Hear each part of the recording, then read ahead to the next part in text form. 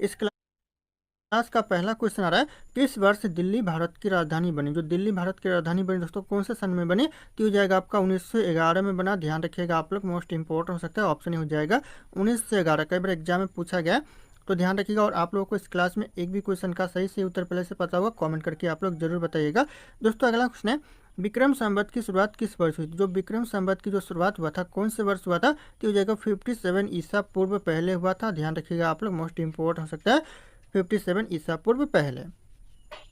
अगला क्वेश्चन है, दिल्ली के किस सुल्तान ने अपनी राजधानी दिल्ली से हटाकर यानी दौलताबाद स्थानांतरित की थी। दोस्तों किस सुल्तान ने किया था, तो यह किया था मोहम्मद बिन तुगलक ने। ऑप्शन यहाँ पे भी हो जाएगा मोहम्मद बिन तुगलक। ध्यान रखना आप लोग। अगला क्वेश्चन आ रहा है, सत्यशोधक समाज की स्थापना किसने की थी। सत्यशोधक जो समाज की स्थापना किया था, यह क्वेश्चन वेरी वेरी इंपॉर्टेंट है एग्जाम के लिए। तो यह किया था ज्योतिराव फूले ने। ऑप्शन यहाँ पे हो जाएगा ज्योतिराव फूले। ध्यान रखना आप लोग। अगला क्वेश्चन है, किस गुप्त शासक को सकारी यानी शंकों का नाश करने वाला कहा गया है। किस गुप्त शासक को दोस्तों सकारी कहा गया है, शंकों को नाश करने वाला। तो यह कहा गया है चंद्रगुप्त द्वितीय को। इसे आप लोग विक्रमादित्य भी कह सकते हो। तो ध्यान रखिएगा, ऑप्शन यहाँ पे सी हो जाएगा चंद्रगुप्त द्वितीय। अगला क्वेश्चन है, नील दर्पण नाटक के लेखक कौन थे, जिसमें नील की खेती करने वाले किसानों को शोषण का वर्णन मिलता है। तो कौन सा दोस्तों नील दर्पण नाटक के लेखक, तो यह थे दीनबंधु मित्र। ऑप्शन यहाँ पे भी हो जाएगा दीनबंधु मित्र। ध्यान रखिएगा आप लोग, मोस्ट इंपॉर्टेंट हो सकते हैं एग्जाम के लिए। अगला क्वेश्चन है, प्रयाग प्रशस्ति अभिलेख की रचना किसने। जो प्रयाग प्रशस्ति जो अभिलेख की रचना किया था किसने किया था, तो यह किया था हरीश शेष ने। ऑप्शन यहाँ पे ये हो जाएगा हरीश सेन। ध्यान रखना आप लोग, मोस्ट इंपॉर्टेंट हो सकते हैं एग्जाम के लिए।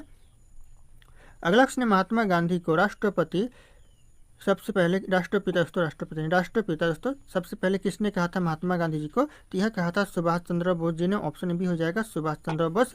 ध्यान रखना आप लोग। अगला क्वेश्चन आ रहा है, सिंधु घाटी सभ्यता का स्थल जो धौलावीरा है वर्तमान में भारत के किस राज्य में। जो धौलावीरा दोस्तों सिंधु घाटी सभ्यता का स्थान है, ये वर्तमान में कौन से राज्य में है, तो यह गुजरात राज्य में है। ऑप्शन यहाँ पे डी हो जाएगा गुजरात राज्य। दोस्तों ध्यान रखिएगा, यह क्वेश्चन वेरी वेरी इंपॉर्टेंट हो सकता है एग्जाम के लिए। और आप लोग किस एग्जाम की तैयारी कर रहे हो, कमेंट करके जरूर बताइएगा। अगला क्वेश्चन है, शेर शाह सूरी के बचपन का नाम क्या था। शेर शाह सूरी के जो बचपन का नाम था दोस्तों क्या था, तो यह था फरीद खान। ऑप्शन यहाँ पे हो जाएगा फरीद खान। ध्यान रखना आप लोग, मोस्ट इंपॉर्टेंट हो सकता है। अगला क्वेश्चन आ रहा है, एशियाटिक सोसाइटी ऑफ बंगाल की स्थापना 1784 में किसने की। दोस्तों मोस्ट इंपॉर्टेंट दोस्तों एशियाटिक सोसाइटी ऑफ बंगाल की स्थापना किसने किया था और कब किया था, तो जैसे कि 1784। तो ध्यान रखना आप लोग। और यह क्या था, विलियम जोन्स ने। ऑप्शन यहाँ पे हो जाएगा विलियम जोन्स। ध्यान रखना। और आप लोग इस क्लास को एक लाइक जरूर कीजिएगा। आप लोग लाइक नहीं करते हो, वीडियो देखते हो लाइक नहीं करते हो, तो लाइक एक कीजिएगा दोस्तों आप लोग। अगला क्वेश्चन, गुलामगिरी पुस्तक के लेखक कौन थे। जो गुलामगिरी पुस्तक के जो लेखक थे दोस्तों यह थे महात्मा ज्योतिराव फूले। ऑप्शन यहाँ पे भी हो जाएगा महात्मा ज्योतिराव फूले। ध्यान रखना आप लोग।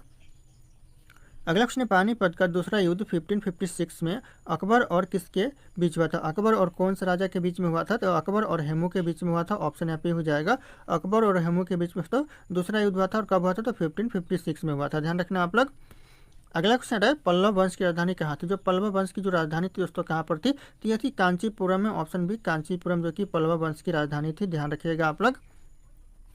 अगला क्वेश्चन है, भारत छोड़ो आंदोलन 1942 के समय भारत का वायसराय कौन था। जब आंदोलन चल रहा था 1942 में भारत छोड़ो आंदोलन, इस समय भारत का जो वायसराय था यह था लॉर्ड लिनलिथगो था। ध्यान रखिएगा, ऑप्शन यहाँ पे हो जाएगा लॉर्ड लिनलिथगो। ध्यान रखना, मोस्ट इंपॉर्टेंट हो सकता है। अगला क्वेश्चन आ रहा है, भारत की सबसे बड़ी कृत्रिम झील यानी आर्टिफिशियल लेक कौन सा है। सबसे बड़ी जो कृत्रिम झील है दोस्तों कौन सी है, तो हो जाएगा गोविंद वल्लभ पंत सागर जो कि सबसे बड़ी कृत्रिम झील यानी आर्टिफिशियल लेक है। तो ध्यान रखिएगा आप लोग।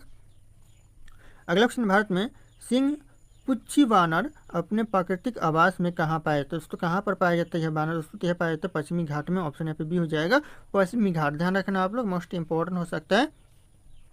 अगला क्वेश्चन है, टिहरी बांध किस नदी पर। जो टिहरी बांध दोस्तों कौन सी नदी पर है, तो ये स्थित है भागीरथी नदी पर। ऑप्शन यहाँ पे हो जाएगा भागीरथी नदी। ध्यान रखिएगा, जो कि टिहरी बांध है स्थित है। अगला क्वेश्चन है, जोजिला दर्रा जोजिला पास किन दो क्षेत्रों को आपस में जोड़ता है। जो जोजिला दर्रा कौन से दो क्षेत्रों को दोस्तों आपस में जोड़ता है, तो ये श्रीनगर और लेह को दोस्तों आपस में जोड़ता है। ऑप्शन ये हो जाएगा श्रीनगर और लेह। ध्यान रखिएगा आप। अगला क्वेश्चन है, नागार्जुन सागर वन्यजीव अभ्यारण्य भारत के किस राज्य में स्थित है। कौन से राज्य में दोस्तों नागार्जुन सागर वन्यजीव अभ्यारण्य स्थित है, तो ये स्थित है दोस्तों आंध्र प्रदेश में। ऑप्शन यहाँ पे हो जाएगा आंध्र प्रदेश। ये भी क्वेश्चन दोस्तों एग्जाम में कई बार रिपीट होते हैं हुआ दोस्तों। अगला क्वेश्चन आ रहा है, पृथ्वी अपनी धुरी पर किस दिशा में दोस्तों ओर घूमता है दोस्तों? किस दिशा की ओर घूमता है पृथ्वी अपनी धुरी पर? तो ये घूमता है पश्चिम से पूर्व की ओर। तो ऑप्शन यहाँ पे बी हो जाएगा, पश्चिम से पूर्व की ओर घूमता है दोस्तों। तो ध्यान रखना आप लोग।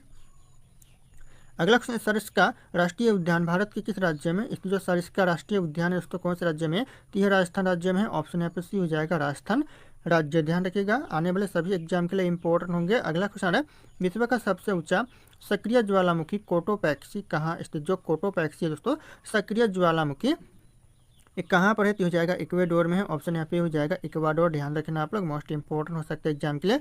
अगला क्वेश्चन, कौन सी नदी डेल्टा का निर्माण नहीं करती बल्कि एस्टुआरी यानी ज्वारण नदमुख दोस्तों बनाती है? दोस्तों ज्वारण नदमुख बनाती है कौन सी दोस्तों? तो यह बनाती है नर्मदा नदी। ध्यान रखिएगा, ऑप्शन यहाँ पे हो जाएगा नर्मदा नदी। ध्यान रखना आप लोग। दोस्तों अगला क्वेश्चन है, किस तिथि को उत्तरी गोलार्ध में सबसे बड़ा दिन होता है? दोस्तों किस तिथि को दोस्तों उत्तरी गोलार्ध में सबसे बड़ा दिन होता है? कि होता है 21 जून को। ध्यान रखिएगा, ऑप्शन यहाँ पे भी हो जाएगा 21 जून। ध्यान रखिएगा, सबसे बड़ा दिन होता है उत्तरी गोलार्ध में।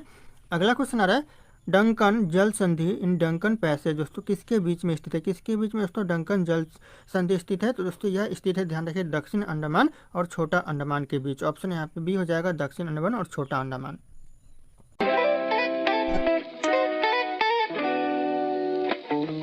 Look at this mess. We paid for the premium bus, not for this. दक्षिण अंडमान और छोटा अंडमान। अगला क्वेश्चन, भारत के किस राज्य को सिलिकॉन स्टेट के नाम से जाना जाता है? सिलिकॉन स्टेट के नाम से दोस्तों किस राज्य को जाना जाता है? तो यह जाना जाता है कर्नाटक को। ऑप्शन यहाँ पे भी हो जाएगा कर्नाटक। ध्यान रखिएगा आप लोग, मोस्ट इंपॉर्टेंट हो सकता है एग्जाम के लिए, कई बार एग्जाम में पूछा भी गया है। अगला क्वेश्चन, हीराकुंड जल विद्युत परियोजना किस राज्य में स्थित? जो हीराकुंड जल विद्युत परियोजना दोस्तों कौन से राज्य में स्थित है? तो ये स्थित है उड़ीसा राज्य में। ऑप्शन यहाँ पे सी हो जाएगा, उड़ीसा राज्य। ध्यान रखना आप लोग, मोस्ट इंपॉर्टेंट हो सकता है।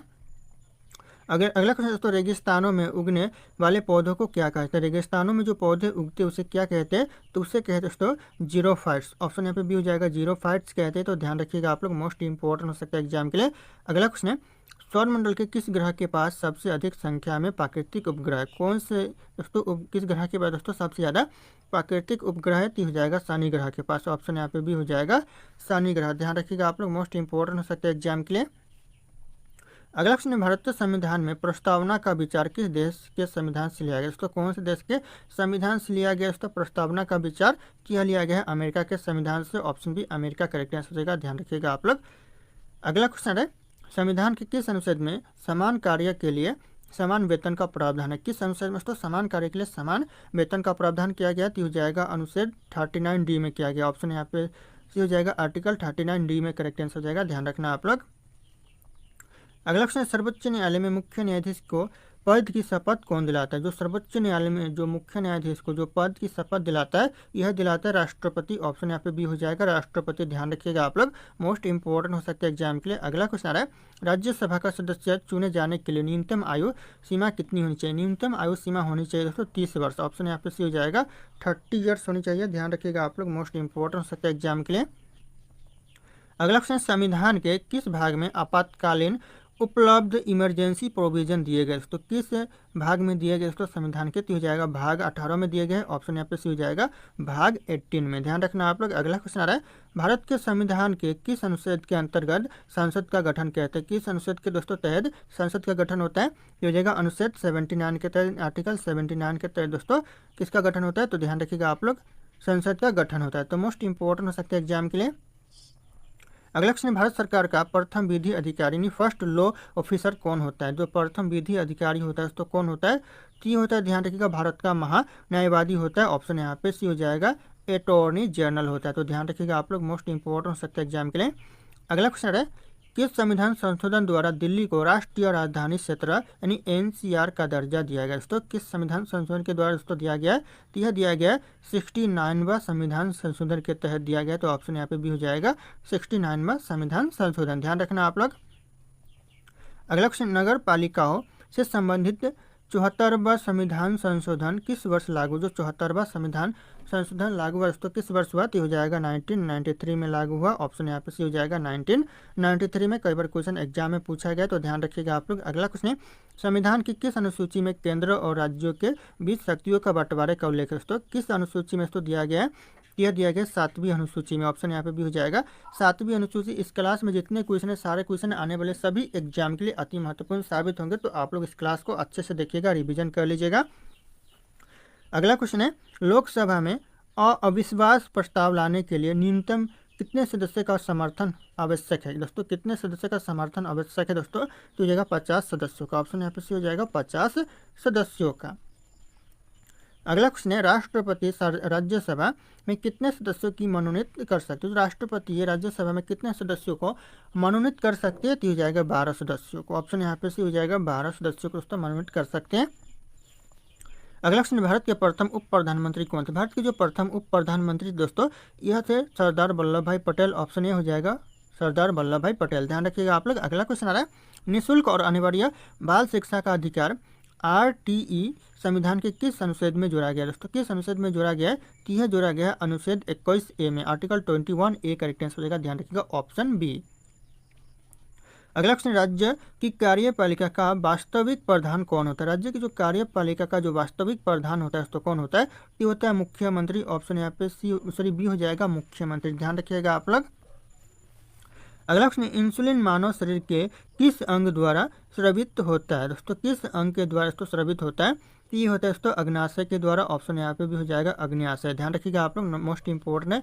अगला क्वेश्चन है, सौर सेल यानी सोलर सेल को बनाने में किस तत्व का मुख्य रूप से उपयोग किया जाता है? किस तत्व का उसका उपयोग होता है? तो ये होता है सिलिकॉन का। ऑप्शन यहाँ पे ये हो जाएगा सिलिकॉन, ध्यान रखिएगा। और अगर आप लोग हमारे चैनल पर नए होंगे तो चैनल को सब्सक्राइब करके बेल आइकन को प्रेस कर लीजिएगा, ताकि इसी तरह के वीडियो आप लोगों को सबसे पहले मिलते रहे और इस वीडियो को करिएगा दोस्तों। अगला क्वेश्चन है, किस वैज्ञानिक ने पेनिसिलिन नामक एंटीबायोटिक की खोज की दोस्तों? किस वैज्ञानिक दोस्तों पेनिसिलिन की खोज की थी दोस्तों? तो हो जाएगा अलेक्जेंडर फ्लेमिंग ने की थी। ऑप्शन यहाँ पे सी हो जाएगा अलेक्जेंडर फ्लेमिंग्स। अगला क्वेश्चन आ रहा है, बैरोमीटर के पाठ्यांक में अचानक गिरावट आना किसका संकेत होता है? बैरोमीटर के जो पाठ्यांक में जो अचानक गिरावट आना किसका संकेत होता है? तो हो जाएगा आंधी तूफान आने का संकेत होता है। ऑप्शन यहाँ पे सी हो जाएगा आंधी तूफान, ध्यान रखना आप लोग। अगला क्वेश्चन आ रहा है, मानव शरीर में रक्त का थक्का बनाने वाली मुख्य कोशिकाएं कौन सी? मानव शरीर में जो रक्त का थक्का बनाने वाली जो मुख्य कोशिकाएं है दोस्तों हो जाएगा प्लेटेट्स है। ऑप्शन यहाँ पे सी हो जाएगा प्लेटेट्स।